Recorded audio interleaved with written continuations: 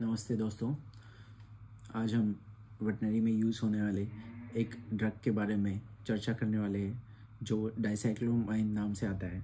Dicyclomine generally ये एक Mankind company है। मैनकाइंड कंपनी का इंजेक्शन जो बन के आता है उसका नाम है स्पाजोवेट करके।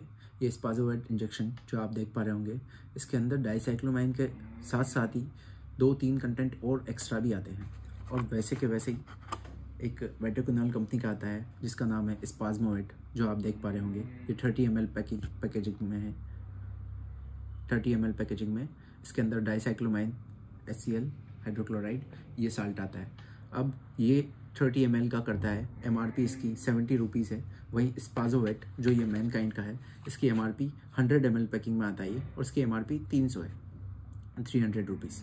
अब हम बात ये करना चाह रहे हैं कि जो ये स्पाजमोवेट जो इंजेक्शन जो मैनकाइंड कंपनी का आता है, इसके साथ साथ में, इस इंजेक्शन के साथ साथ में मेथेम्पायरोन और उसके बाद में कैफीन, ये 2 और क्लोरफेनामाइन मैलिएट CPM, ये तीनों चीज़ एक्स्ट्रा आती है डाइसाइक्लोमाइन के साथ साथ में। अब इनका काम क्या है? डाइसाइक्लोमाइन को दर्द में हम और स्पाज्म और ऐसा कि जो इंटरनल विसरल पेन हो उसमें वो काम आ जाएगा। लेकिन जो मेथेम्पायरोन इसके साथ में एक्स्ट्रा ऐड किया, ये एक एनाल्जेसिक और एंटीपायरेटिक के जैसे काम करता है। और वहीं कैफीन भी साथ में है तो और एनहांस करता है वो पेन रिलीफ को, मतलब दर्द को राहत देने में बहुत अच्छा ये वाला इंजेक्शन और एक्स्ट्रा काम करेगा।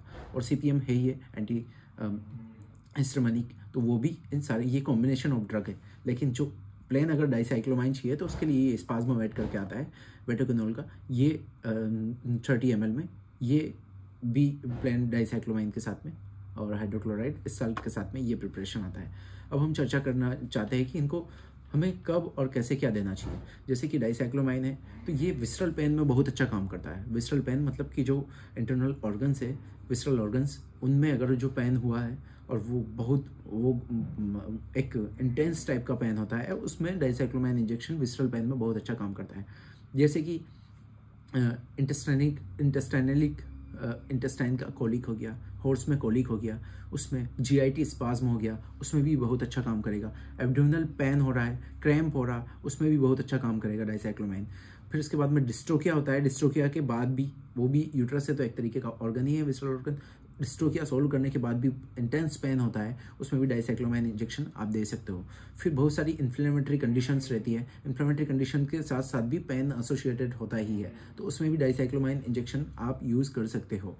उसमें प्लेन डाइसाइक्लोमाइन यूज़ करना है तो आपको बताया स्पाजमोवेट, ये वेटोकोनोल का, और अगर कॉम्बिनेशन ऑफ ड्रग यूज़ करना है तो ये भी अच्छा है जो कि मैनकाइंड कंपनी की तरफ से आता है।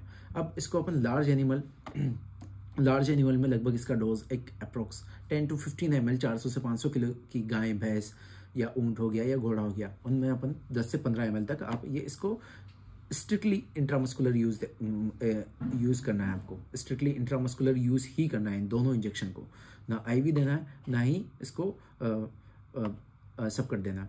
फिर इसमें शीप गोट में 1 से 2 ml में काम हो जाएगा। वहीं डॉग में 0.5 से 2 ml के आसपास में आप एज ए कंडीशन देख के आप यूज़ कर सकते हो।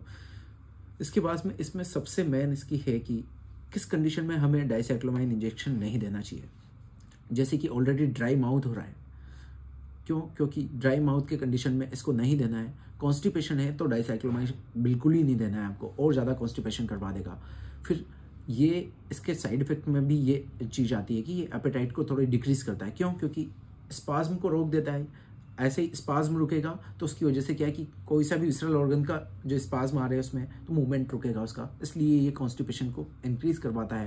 एपेटाइट, अब कॉन्स्टिपेशन हो रहा है तो एपेटाइट ऑटोमेटिकली, भूख कम हो जाएगी, डिजीनेस रहेगी और स्लीपीनेस ये शो करता है। तो आपको स्ट्रिक्टली कॉन्स्टिपेशन में खास करके डाइसाइक्लोमाइन नहीं देना है। ठीक है, धन्यवाद दोस्तों।